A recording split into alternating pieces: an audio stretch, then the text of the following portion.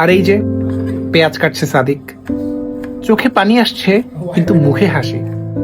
ও জীবনের শেষ পর্যায়ে এলেও জোকস মারতে ভুলবে না। কি রান্না হবে আজকে? ভালো করে বলো, সত্য কথা বলো। কাচ্চি, ওই যে হাজির বিরিয়ানি স্টাইলে কাচ্চি করবো, হালকা ছোট ছোট এই যে কিউব কিউব করে গরুর মাংস, আর হলো পোলাও চাল। গরুর মাংস দিয়ে কাচ্চি রান্না করো তুমি? দেশিটা কাচ্চি না, মানে ওই যে হাজির বিরিয়ানি, হাজির বিরিয়ানি পুরান ঢাকার মানে style। ঢাল পানি। সরিষার তেল দিয়ে গরুর মাংস, আর হলো ওই যে দেশি শেফ পোলাও কে? চাল। ওই যে কাইফ আছে, আমি আছি, জয়। ওই যে শেফ অসুস্থ হয়ে গেছে। এই যে চুরি করা আগে লেবু, পলিমার আমাদের শেষ। শেফ চুরি করে নিয়ে আসছে লেবু, নিয়ে আসে এখন অসুস্থ।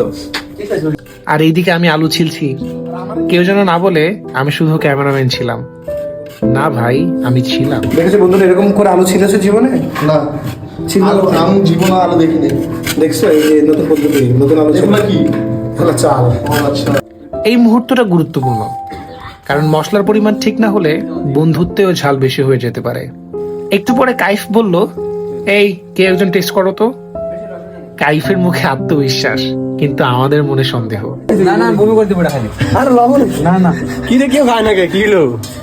সেমিস্টার যাবে, ক্যারিয়ার বদলাবে, হয়তো আমরা সবাই একসাথে থাকবো না, কিন্তু এই দিনের মতো কিছু দিন থাকবে যেখানে কাইফ ফার্স্ট বয় হয়েও হাত নোংরা করেছে, আর সাদিক কষ্টের মাঝেও হাসি দিয়েছে।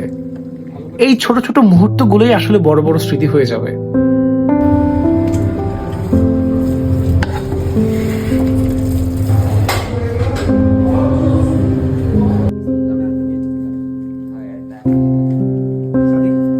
স্যাম রিলেট বন্ধু, this is love out of 10। আর কোনো কথা হবে না। কি বলছে? খাবার কেমন হয়েছিল সেটা বড় কথা না, কারণ স্বাদ শুধু মশলায় হয় না, স্বাদ হয় মানুষে। আজকের এই পিকনিক ছিল রেজাল্ট সেলিব্রেশন না, বন্ধুত্ব সেলিব্রেশন।